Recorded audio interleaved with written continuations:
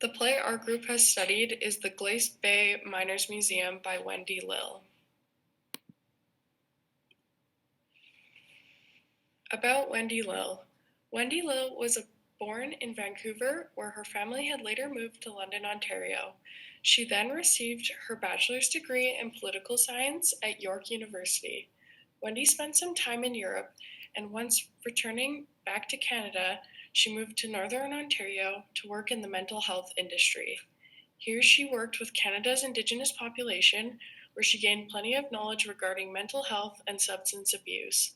This experience was inspiration for many of her plays and brought her knowledge of bringing awareness to these issues.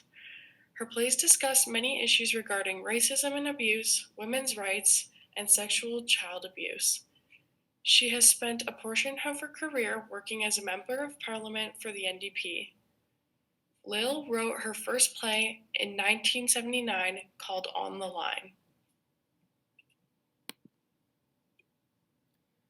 Play overview. The play begins in 1947, Glace Bay, Cape Breton, Nova Scotia. Margaret McNeil is a 21-year-old miner's daughter who lives in a shack her father built with her mother Catherine, her brother Ian, her grandfather. Margaret's older brother Charlie and her father Angus both died in a mining accident, which leaves her family struggling to make ends meet. When Margaret meets Neil Curry, an Army veteran and musician, they quickly fall in love, and he joins the family. With Neil refusing to go work down in the mines or take relief money from the government, the family continues to suffer. With Margaret's brother being a member of the union fighting for the rights of the coal miners, he convinces Neil to join them in a strike.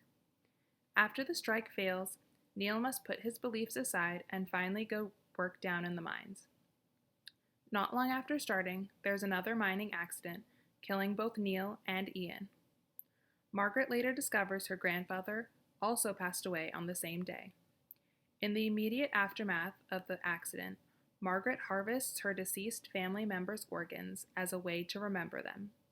She is taken to a psychiatric hospital, and a couple years later, when she is released, Margaret opens a museum displaying the body parts she took in an attempt to share their story.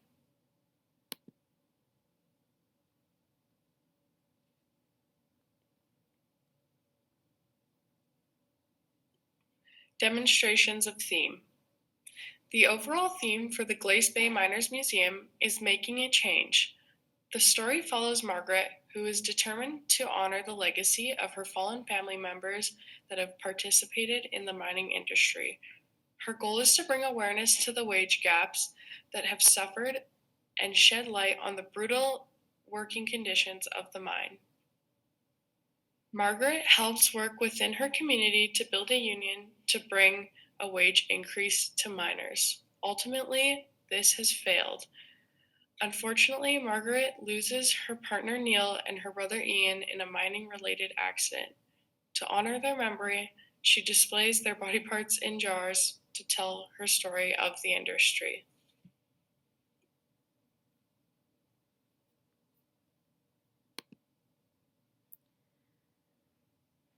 Language. Throughout the play, they mainly use informal language as well as slang.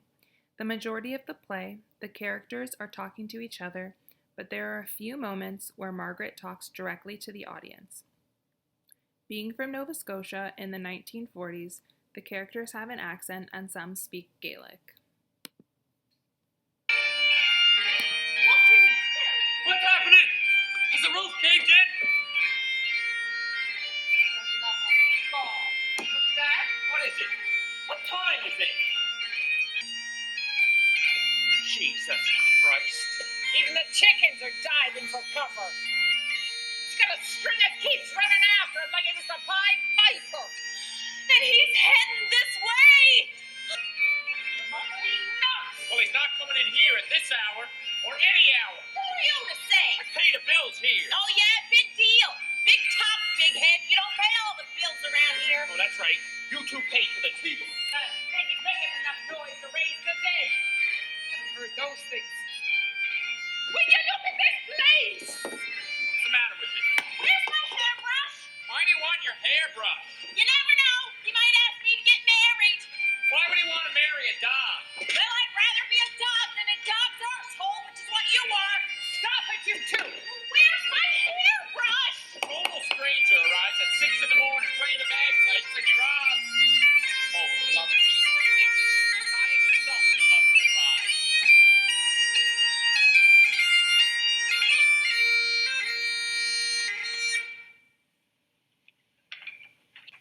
He's here. That's me.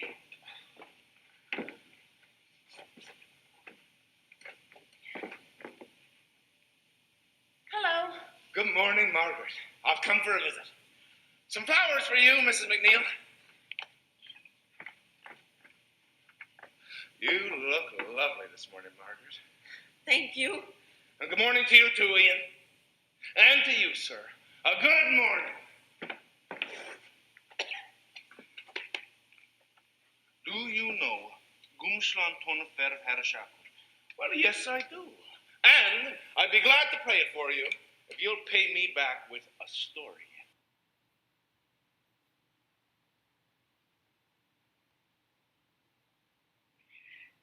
Tempo, rhythm, and mood. The storyline does move rather quickly, and it isn't too long of a read. It is as if as soon as Margaret meets Neil and is asked to marry him, he quickly dies when making the decision to work in the mine for money to build their future together. He does this in order to help Margaret escape from the shack that her family is crammed in. Rhythm. As for the rhythm, there is most definitely a dark turn detected in the second act. This is reflected in the play as the first act is cheerful and full of lust, and the second act reveals an injustice in which Neil meets his fate of death and Margaret is made to be a widow. The mood of the Glace Bay Miners Museum is dim because it takes place in a poor mining town.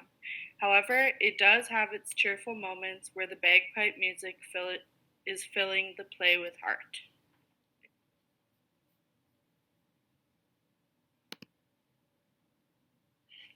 Setting / mise en scene.